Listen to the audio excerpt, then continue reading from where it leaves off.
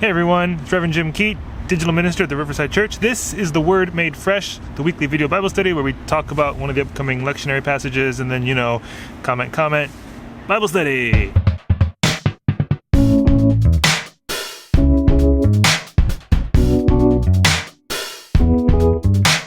Now, this week I'm not telling ghost stories, although it's dark and looks kind of like, ooh. It's been raining all day when I've been trying to record this, so I couldn't really come outside. I didn't want to do it inside, and now it's dark out, but it's not raining, so I got a little light action going on up there, and we're gonna just chat briefly about part of one of the upcoming lectionary texts, Isaiah 35, verses 1 through 10. We're just really gonna hone in on verse 10, which is at the end of 1 through 10, because that's how numbers work. Now, you should know, this is the end of first Isaiah. We talked in the past, there's 3 Isaiahs, it's not just one. They were written over a long period of time. Isaiah is looking at, the Assyrians coming and taking control, and the people of Israel, Judah, I'll look that up later.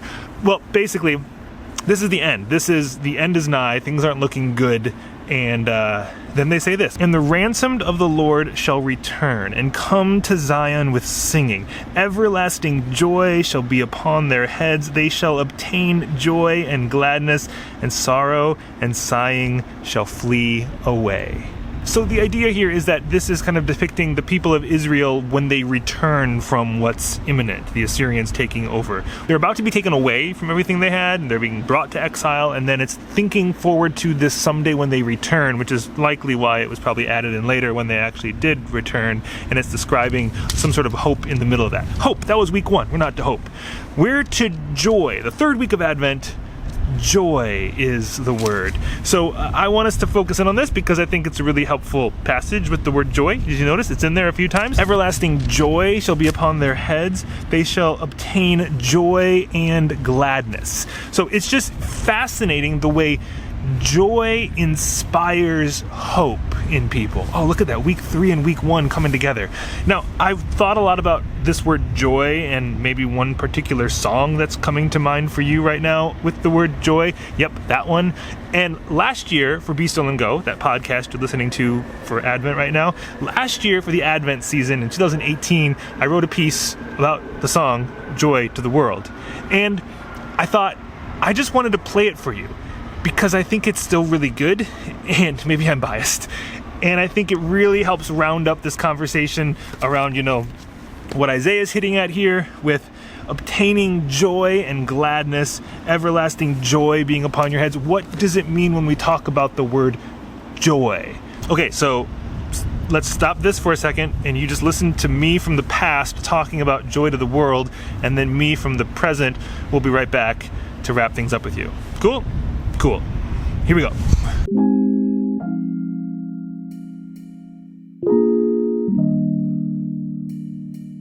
Joy to the World is not a Christmas song. Joy to the world, the Lord is come. Okay, you can stop yelling at your phone or your computer or whatever device you're listening to this on. Take a deep breath, and let's talk about this. First, just ask the guy who wrote it. Isaac Watts wrote Joy to the World in 1719 as part of a collection of songs called The Psalms of David, imitated in the language of the New Testament and applied to the Christian state of worship. Yes, that is really the title. Now, chances are you don't know most of the 339 songs included in this collection, each one inspired by a psalm, but then right there in the middle, inspired by Psalm 98, is the not-so-Christmas hymn, Joy to the World. Joy to the world, the Savior reigns. Make a joyful noise to the Lord, all the earth. Break forth into joyous song and sing praises. Sing praises to the Lord with the lyre and the sound of melody, with trumpets and the sound of horn. Make a joyful noise before the King, the Lord. This is the inspiration for the song you hear every December. Make a joyful noise to the Lord, all the earth. While fields and floods, rocks, hills, and plains repeat the sounding joy, make a joyful noise before the King. Joy to the world. The Lord is come. let earth receive her King. Repeat the sounding joy.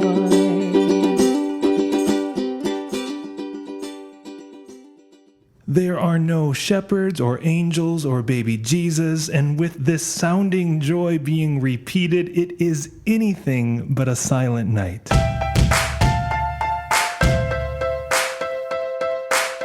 Joy to the world? It's better suited for the eschatology section of the hymnal rather than being nestled in with all the proper Christmas songs. But now that I've convinced you to send a poignant email to your pastor or choir director when they include this hymn in worship on Sunday, let me tell you why it might actually be one of the best songs to sing during Advent and Christmas and all year, really. It's that fourth word in the first line and title of the song. Joy to the world. Wait, the whole world? Even the parts of the world I disagree with? Joy to the fishes in the deep blue sea, that I can get behind. But joy to the people who voted differently? Who pray differently? Joy to the person who's taking up 2 seats on the rush hour subway? Joy to the person who just cut me off on the highway? Joy to the person who cheers for the Bears instead of the Lions on Thanksgiving? The subtle power of this song is that it forces me to confront the reality that I am perfectly content singing joy to my world, or maybe even joy to our world, so long as I like the people around me. But joy to the world?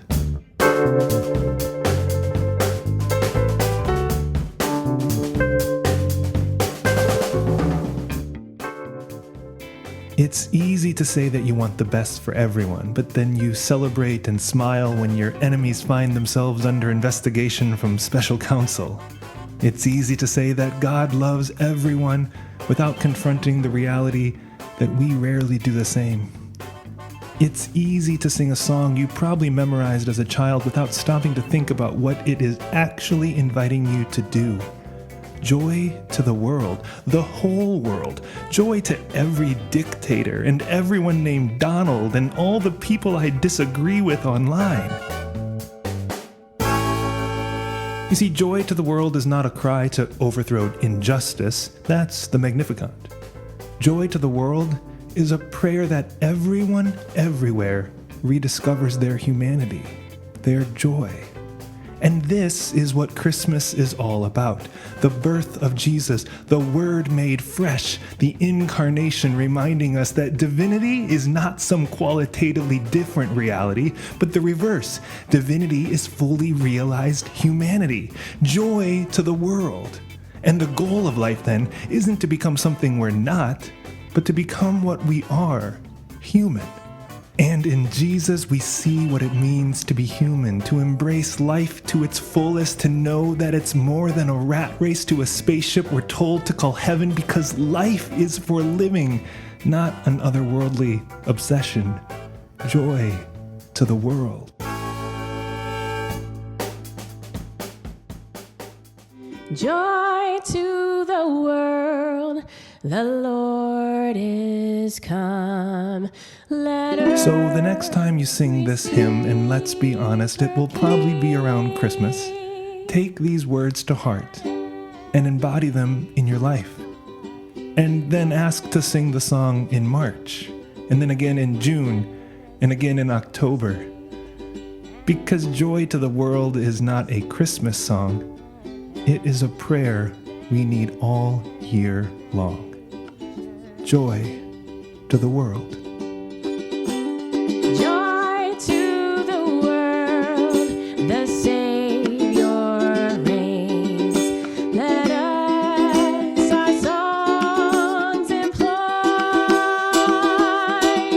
while fields and floods, rocks, hills, and plains, and wonders of His love, and wonders of His love,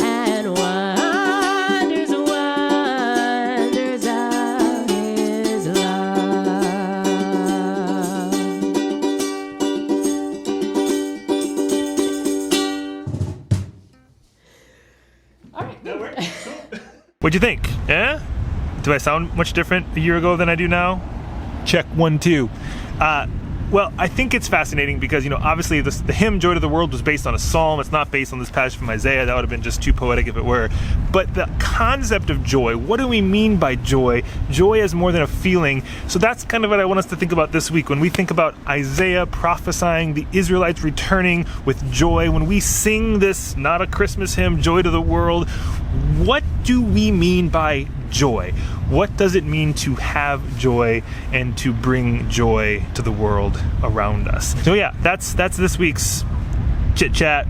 We're keeping it light because it's dark and this is going to turn into a ghost story, or else I'm going to become a ghost. There's an alligator in that lake. Well, that's what they told us. We haven't seen it yet. I've been watching and I see birds out there and none of them seem to get eaten. Anyway, I gotta wrap this up. I gotta go not get eaten by an alligator. Leave your thoughts in the comments below.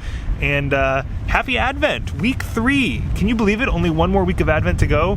Hope, peace, joy next week. Anyone know what it is? Huh? All right, I'll see you next week. Peace. That was week 1.